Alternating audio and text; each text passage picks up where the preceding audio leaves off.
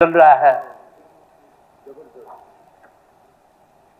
Town planning में भ्रष्टाचार चल रहा है कि नहीं चल रहा है।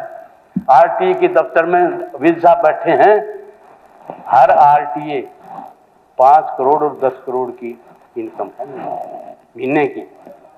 ओवरलोडिंग की एंट्री ली जा रही है।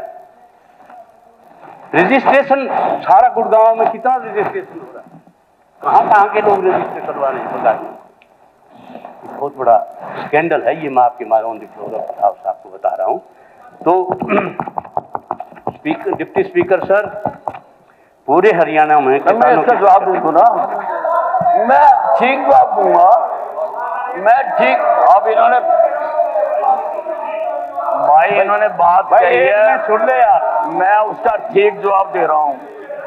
जवाब सुन लो, गलत नहीं दे रहा। आप तो बाद में देना जी, सुन लो 2 मिनट भाई, बाद में दे दिए। मैं आपकी बात आदमी हूँ, मैं बोल रहा हूँ।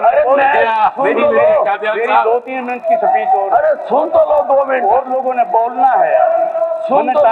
मैंने टाइम बहुत शॉर्ट किया। मैंने खुद सीएम फ्लैग स्क्वाड को लिख के दे रखा है कि मेरे आरटीए के दफ्तरों में रेड मार के पकड़ो, वहां पर गलत काम हो। ठीक है, बहुत बढ़िया। तो इसलिए स्पीकर सर, किसानों के का जो है वो सरकार के प्रति अविश्वास की भावना जो है वो बना है। Hence this no confidence most. ये जब मुख्यमंत्री ये कहते हैं कि मैं तो चपरासी भी नहीं बदल सकता, इसमें देखो बात तो चली है ना जी, उसकी बात आनी चाहिए थी उस बात की, क्योंकि लोगों में ये बात गई है, अधिकारियों में ये बात गई है कि मुख्यमंत्री का सेंटर पावर का सेंटर कौन सा है। जब डी जूरे मुख्यमंत्री खुले केंद्रीय मंत्री के सामने ये बात कहता है कि मैं चपरासी को नहीं बदल सकता। हमारे प्रदेश का दूसरे बड़ा आदमी है। भाई बात सुन लो मेरी, तो 1 मिनट का, मेरा 1 मिनट का रहेगा भाई। यदि ये डीरेल करने की कोशिश करें, हम करेंगे। मैं लास्ट बार बोल रहा हूं, नहीं, यदि सीएम के बारे में ये शब्द आप यूज करोगे, ऑब्जेक्शन है, तो मैं एक लाइन नहीं बोलने देंगे, एक लाइन नहीं बोलने देंगे। मैंने नहीं कहा, मैं चैलेंज करूंगा, 1 लाइन बोलकर दिखा दो आप दोबारा। वो केंद्रीय मंत्री आपके पास सामने बात का, आपके पास बात का। 1 मिनट, आप आपस में सामने के सामने साहब, आप आपस में बात होती है इसमें, और कोई भी मेरी बात सुन लो। मर्यादित देखिए स्पीकर सर, मंत्री जी बात कही थी भाई, मैं 15 मिनट में अपनी बात खत्म कर दूंगा। इधर से टोकर, हमने कोई टोकर टाकी नहीं करी है, हमने कोई टोकर टाकी इनकी तरफ से आ रहा है। कमाल है काद्यान साहब, आप कोई भी है मर्यादित भाषा का प्रयोग मत करें प्लीज। बात सुन लो जी, नहीं बोलना पड़ेगा। सरकार की गवर्नेंस पर बुरी तरह से प्रभाव पड़ता है, और अल्टीमेटली प्रभावित कौन होता है?